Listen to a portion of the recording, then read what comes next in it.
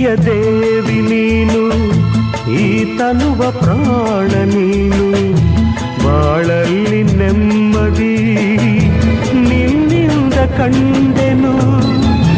ನೀ ಅಳಲು ನೋಡಲಾರೆ, ನೀ ಇರದೆ ಬಾಳಲಾರೆ, ನನ್ನಲ್ಲಿ ಕೋಪವೇ ನಿನಗೆ ಬೇಡವೇ. ನೀ ದೂರವಾದರೆ ನನಗಾರು ಆಸರೆ,